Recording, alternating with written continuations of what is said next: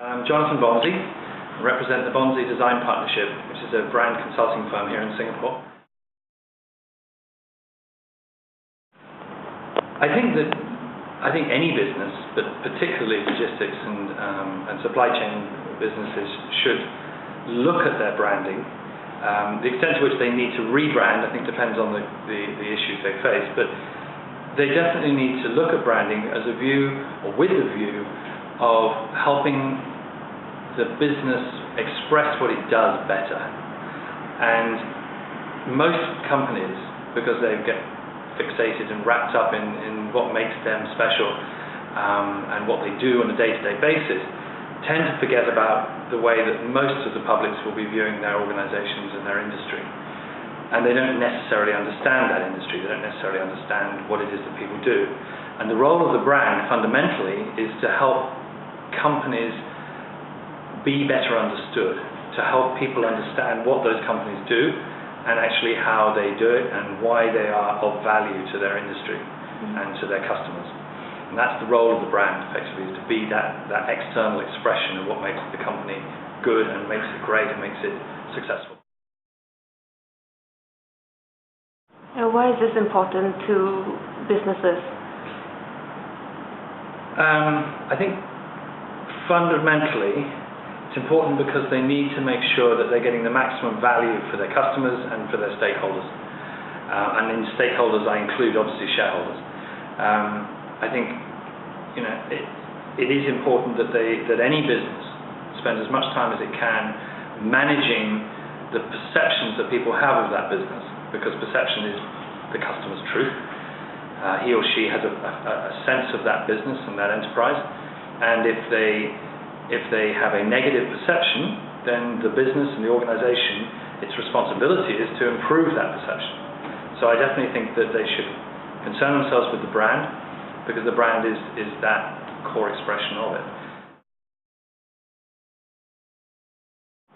Specifically, brands help companies stand out, makes them easier to see, easier to understand, easier to be noticed.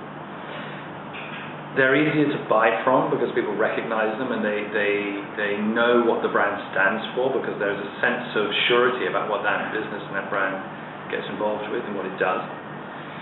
And I think there's a strong sense that companies like to have, or rather that companies that are well branded will recruit and attract better talent. So people like to work for and want to work for well-branded and strongly branded companies. And people, conversely, don't really like to work for companies which have negative or brands which have no image or no strength or no position in the market. People don't quite know what they do. Well, why do you work for them? People say, I don't know, I've got a job. It's no longer, that's not what people will do, and that's not what top-flight talent does. Top-flight talent works for the top brands.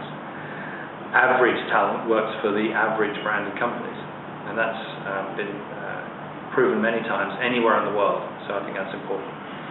Lastly, I think there is the question of internationalism, and I think that strongly branded logistics companies will be in a much stronger position to compete internationally than businesses that are not so clear on what they stand for, what their brand stands for, and indeed the people who work inside the companies aren't really clear what the company does either. So in that sense, I think it's every manager's responsibility to manage the brand as best they can and to improve it wherever they possibly can. I think first of all we need to be very clear on what, within the organization, what that enterprise stands for. So any professional working within the supply chain and logistics business really should be looking at their ability to clarify and to make distinct what it is that company does. It's a kind of professional requirement, if you will. And so starting with a very clear understanding of what the business is really all about, what makes it distinct, what makes it different, to then add to that a sense of kind of I won't use the word unique, but let's just say a very distinctive look and feel, so that there's a very strong identity, there's a very strong set of communication tools, and then to look at the way this is actually communicated through into the market. This can be through word of mouth, it can be through, obviously, above the line and through media channels. But also I think it has to do with the way that the reputations are built up and the tools that people have, the marketing tools that exist to build reputations for businesses. Because I think that simply to rely upon speed and cost is not really going to be adequate going forward, and that in future, increasingly, the best brands are really those brands that are based on trust and reliability.